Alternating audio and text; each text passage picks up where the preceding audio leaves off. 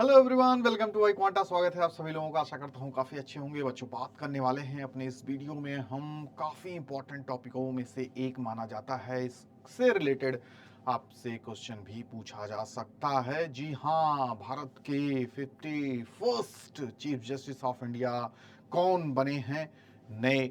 जो देखा जाए तो भारत के मुख्य न्यायाधीश के रूप में शपथ लेने ही वाले हैं जस्टिस खन्ना सर के बारे में। तो उनके बारे में काफ़ी कुछ हमें जानना होगा। खैर, अभी बहुत कुछ आगे भी इनकी उपलब्धियों में चीज़ें शामिल की जाएंगी। तो आज यहाँ पे कुछ ब्रीफ इंफॉर्मेशन इनसे रिलेटेड हम जानने की कोशिश करेंगे और उसके साथ साथ इनके जो लैंडमार्क जजमेंट्स अभी तक रह चुके हैं उनको देखेंगे। किन किन बड़े बड़े मुद्दों पर इन्होंने फैसले सुनाए हैं और उसके साथ साथ यहाँ पे हम देखेंगे उनका टेन्योर पीरियड कितना है, कितने अगले महीनों या सालों तक ये सेवा देने वाले हैं भारत के मुख्य न्यायाधीश के रूप में। और फाइनली हम लोग स्टैटिक पोर्शन भी थोड़ा कवर करेंगे इस वीडियो में। क्या रहेगा? लिस्ट ऑफ ऑल सीजीआई यानी चीफ जस्टिस ऑफ इंडिया की पूरी लिस्ट देखेंगे फ्रॉम 1950 से लेके 2024 तक। तो चलिए शुरुआत करते हैं और सबसे पहले सर को ढेर सारी बधाई देते हैं जो भारत के इतने बड़े पद पर फाइनली इन्होंने पहुंचकर उपलब्धि हासिल की है। तो इतनी आसानी से भी नहीं मिली है। आप भी वहां तक जा सकते हैं, आप भी मेहनत कर सकते हैं और इनकी तरीके से देश के सबसे बड़े पदों में पहुंच सकते हैं। ठीक है, तो इनका जन्म देखिए यहाँ पे brief information about Sanjeev Khanna sir. तो यहाँ पे पहले हम इसको देखते हैं, पेन को सिलेक्ट करते हैं और फाइनली यहाँ पे स्टार्ट करते हैं। तो इनका जन्म हुआ था born on 14th of May 1960, 1960 में इनका जन्म हुआ। और उसके बाद इन्होंने आपकी तरह ही सबकी तरह ही लॉ में इन्होंने काफ़ी रुचि दिखाई और फाइनली ये क्या बन गए? एडवोकेट बन गए और इनरोल हो गए बार काउंसिल ऑफ दिल्ली में। ठीक है, फिर उसके बाद देखिए 2004 में appointed standing council for the national capital territory of India के लिए यहाँ पे इनका नियुक्ति हुई। ठीक है, 2005 में ये जज के पोजीशन पे पहुंच गए और एडिशनल जज ऑफ दिल्ली हाई कोर्ट के नियुक्त किए गए। ठीक है, इन द ईयर 2005 में। फिर उसके बाद 2006 में ये परमानेंट जज बन गए। फिर तो इसके बाद सिलसिला बढ़ता गया और इनकी उपलब्धियां बढ़ती गई। 2019 में 18 जनवरी 2019 में फिर से इनका प्रमोशन एलिवेटेड एज अ जज of supreme Court of India. High court से इनकी एंट्री हो जाती है सुप्रीम कोर्ट में। तब से अलग अलग फैसलों को सुनाते रहे और मुकाम हासिल करते रहे। फाइनली देखिए और कई भी सारे पदों पे ये रह चुके हैं। 17 जून से लेकर 25 दिसंबर 2023 तक ये चेयरमैन रह चुके हैं supreme court legal service committee के।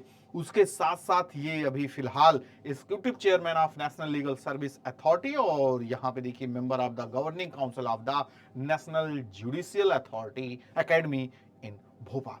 ठीक है, तो फिलहाल इन पदों पे हैं। उसके साथ साथ आपके सुप्रीम कोर्ट के जज भी हैं और फाइनली देखिए चीफ जस्टिस ऑफ इंडिया के रूप में इनकी नियुक्ति हुई है। और यहाँ पे जैसे आपसे बात कर रहे थे कितने दिनों तक ये रहेंगे इस पद पर, तो 13 मई 2025 को इनको रिटायर होना पड़ेगा क्योंकि उम्र देखिए आपका जो 65 एज है तो उसी के अकॉर्डिंग होता है। तो 11 नवंबर से देखिए पदभार अपना संभालेंगे। तो ये तो हमने देख लिया इनके बारे में ब्रीफ में। ठीक है, जन्म का हमने देख लिया और इस समय जो प्रेजेंट में आपके चीफ जस्टिस हैं आपके सीजीआई साहब डीवाई चंद्रचूड़ जी, तो इनका आप देखिए समय इनका समाप्त हो रहा है इस पद की। तो फाइनली संभालेंगे आपके जस्टिस खन्ना साहब। ठीक है, तो कब ये अपना शपथ ग्रहण समारोह इनका कब होगा? 11 नवंबर को। ठीक है, आपका शेड्यूल ऑफ द कॉन्स्टिट्यूशन भी आपको पढ़ाए हैं। किस शेड्यूल में जो एग्जीक्यूटिव्स हैं, चाहे प्रेसिडेंट हों चाहे सुप्रीम कोर्ट के जज हों, तो पूरा सबकी ओथ सेरेमनी कैसे होती है, क्या क्या सारी इंफॉर्मेशन होती है अबाउट ओथ से रिलेटेड। ठीक है, तो शपथ ग्रहण होता कौन, किसको कौन करवाता है, सबके अलग अलग होते हैं ना। तो ये आपका 11 नवंबर को इनका शपथ ग्रहण समारोह में ये शपथ लेंगे कि हम संविधान की रक्षा करेंगे, उसी हिसाब से काम करेंगे, सब कुछ सारी चीजें। ठीक है, बाकी यहाँ पे देख रहे हैं he has been a member of the Supreme Court of India since his appointment on 18 January. ठीक है, 18 जनवरी से 2019 से ये सेवा अपनी दे रहे हैं सुप्रीम कोर्ट में। 5 साल से प्लस हो गया है।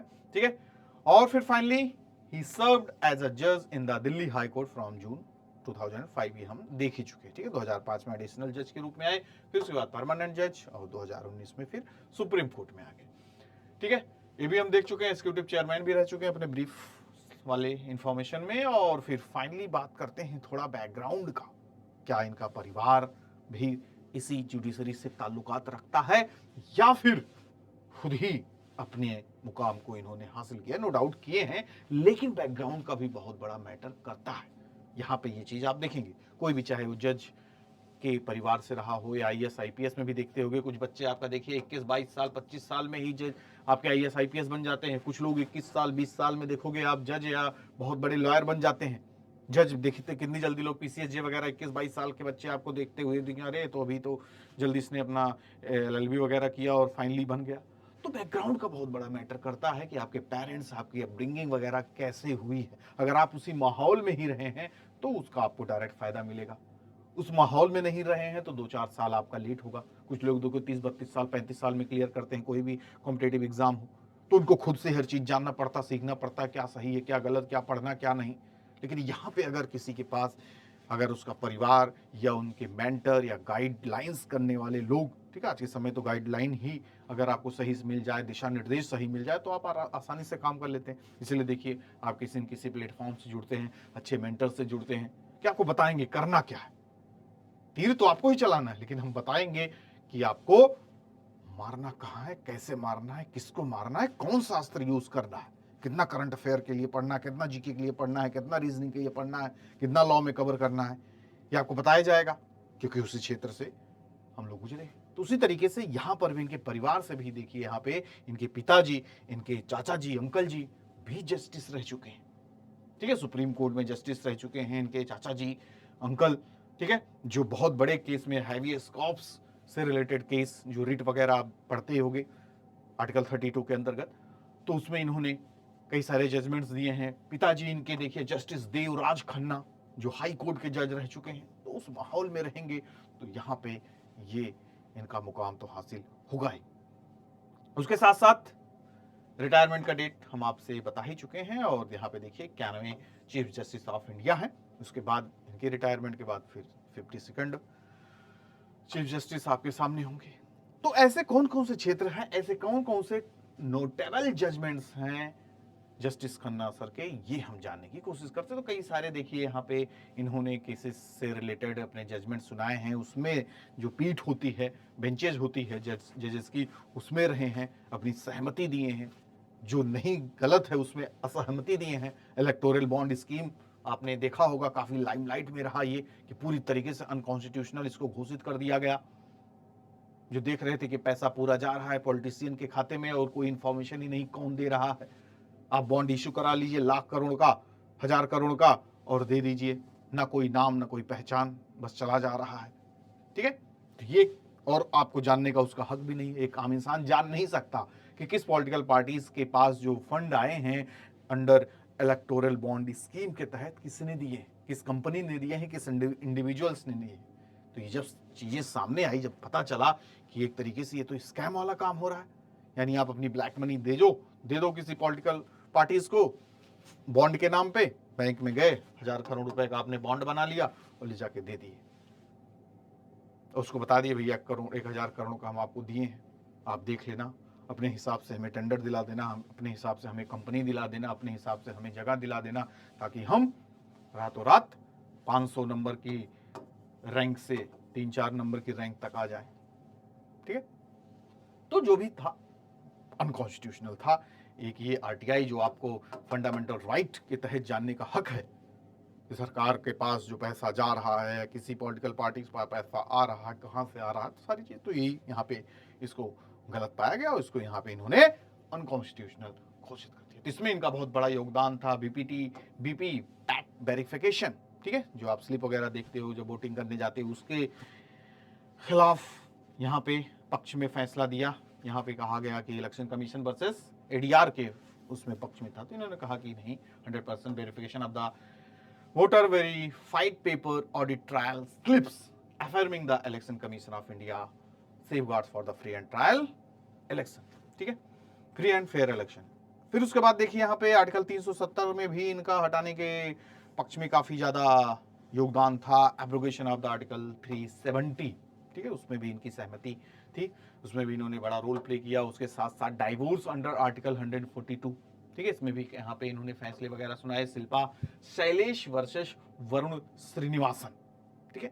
तो यहाँ पे जैसे कोई शादी वगैरह देखी होती है तो एक बंधन होता भाई, तो यहाँ पर भी जज और कोर्ट भी अंतिम समय तक ये कोशिश करता है कि शादी टूटने ना पाए, क्योंकि शादी टूटने का मतलब आप समझते हैं दो परिवार जुड़ना, जहाँ जुड़ता है वो बिखर जाएगा, बाल बच्चे हुए वो भी बिखर जाएंगे। तो यहाँ पे पूरी कोशिश की जाती है कि शादी को बचाया जा सके।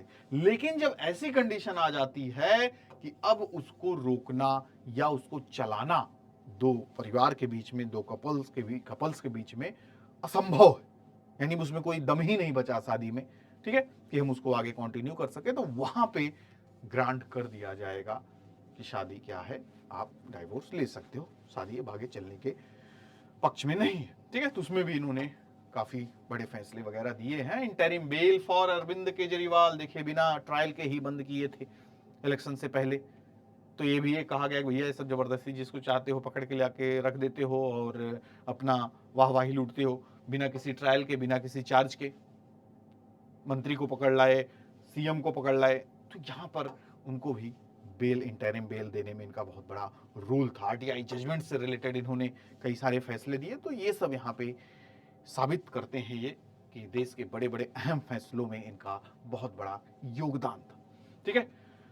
ऐसे कौन से एरियाज हैं, areas of law in which justice Sanjeev Khanna specialises, यानी किस ऐसे एरिया पे इनको ज्यादा होता है, स्पेशलिस्ट एक तरीके से आप समझ सकते हो, निपुणता इनको हासिल है। तो कई सारे यहाँ पे देखिए कॉन्स्टिट्यूशनल लॉ से रिलेटेड इन्होंने कई सारे फैसले दिए, तो उसमें भी एक्सपर्ट ही हैं। आर्टिकल 370 एंड इलेक्टोरल इंटीग्रिटी, ठीक है। एब्रीवेशन एंड कॉमर्शियल लॉ से रिलेटेड भी इन्होंने कई सारे, justice Khanna has handled numerous set arbitration cases and commercial disputes contributing to the development of the commercial jurisprudence in India, ठीक है।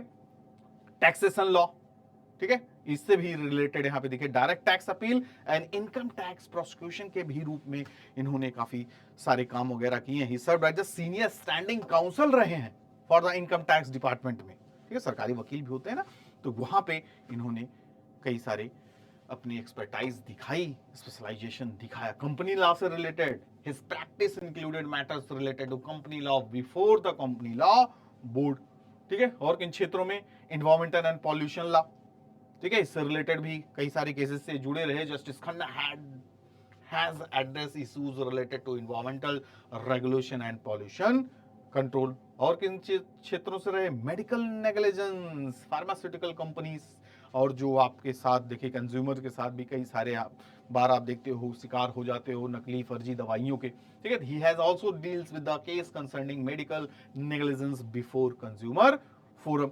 और फाइनली यहाँ पे क्रिमिनल लॉ से भी जुड़े कई सारे क्रिमिनल केस वगैरह दिल्ली सरकार की तरफ से इन्होंने कई सारे केस वगैरह को भी हैंडल किया और अपनी निपुणता को दिखाया, ठीक है। तो फाइनली यहाँ पे देखिए सरकार की तरफ से बता दिया गया कि 51st chief justice of India हमारे होंगे अब जस्टिस संजीव खन्ना सर, ठीक है। 11 नवंबर 2024 से इनका कार्यकाल शुरू हो रहा है। फिर फाइनली यहाँ पे हम देखेंगे list of the all chief justice of India. यहाँ पे सबका चित्र आपके सामने मौजूद है। नाम थोड़ा पढ़ने में अटपटा हो सकता है क्योंकि उतना साफ नहीं है, लेकिन यहाँ पे देखिए आपके सामने सभी के चेहरे यहाँ पे आपको देखने को मिलेंगे, ठीक है। यहाँ पे आपके इस समय चंद्रचूड़ सर हैं जो प्रेजेंट में हैं।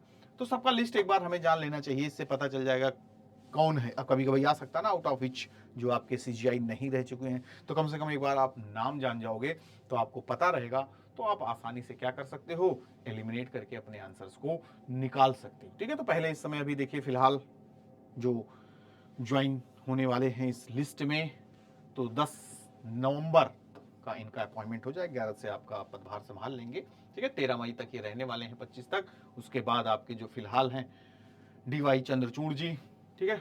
उसके पहले कौन थे, यूवी ललित जी। तो ये एक बार आप नाम अगर पढ़ लोगे तो आपको पता रहेगा। रंजन गोगोई जी को आप जानते होंगे, जो अयोध्या मामलों में इन्होंने ही अपना फैसला सुनाया और ऐतिहासिक फैसला था जो काफी सालों से लटका पड़ा हुआ था। तो वही काम पहले वाले भी कर सकते थे, लेकिन वही है, कई सारे राजनीतिक गतिविधियां आ जाती हैं, उसके साथ साथ चलता रहता केस पे केस, तारीख पे तारीख चलता रहा। अल्तमास कबीर भी जाने माने आपके सीजीआई रह चुके हैं। तो ऑलमोस्ट सभी जजेस सभी सीजीआई अपने अपने समय में बड़े बड़े फैसलों को अंजाम दिया है और देश की इस महान गरिमा को बनाए रखे हैं। जो इंडिपेंडेंस ऑफ जुडिशरी है उसकी गरिमा को बना के रखे हैं, ठीक है, जिसपे किसी भी तरीके का फर्क नहीं पड़ेगा, चाहे एग्जीक्यूटिव से हो चाहे लेजिस्लेटिव से हो, क्योंकि इंडिपेंडेंसी पूरी तरीके से जुडिशरी की इंडिपेंडेंसी होनी चाहिए, ठीक है। तो ये हमने देख लिया। ये यहाँ पे थोड़ा इंपॉर्टेंट हो जाता है, who was the first CGI of India, honourable justice हमारे हीरालाल जी कानिया साहब थे, ठीक है। तो ये आपके लिए काफी इंपॉर्टेंट हो जाता है यहाँ पे, और इंपॉर्टेंट तो सारी चीजें हो जाती हैं जो आपके एग्जाम में आने के लिए परेशान है। यानी सारे टॉपिक्स आप कवर कीजिए, मैनेज कीजिए, हर एक सब्जेक्ट्स के सारे जितने भी टॉपिक्स हैं अकॉर्डिंग टू योर सिलेबस उसको हमें कवर करना है, ताकि एग्जाम में जो भी पूछा जाए आप आसानी से उसका आंसर दे सको। वो आसानी से आंसर कब दोगे? जब सारे विषयों पे आपका पूरी तरीके से पकड़ होगी। और पकड़ कब होगी? जब आप अच्छे से पढ़े होंगे। और अच्छे से कब पढ़े होंगे? जब आप समय दिए होंगे। तो पूरा चेन है इसका, ठीक है, हर एक चीज जुड़ी हुई है, तो कोई चीज जो चेन जुड़ी हुई है वो कहीं टूटने न पाए, वो टूटेगी तो आप बिखर जाएंगे, ठीक है। तो इसी मोटिवेशन के साथ आज के वीडियो में फिलहाल इतना ही। मिलेंगे फिर कुछ नए टॉपिक्स के साथ, नए करंट अफेयर्स सेशंस के साथ, जीके के भी साथ।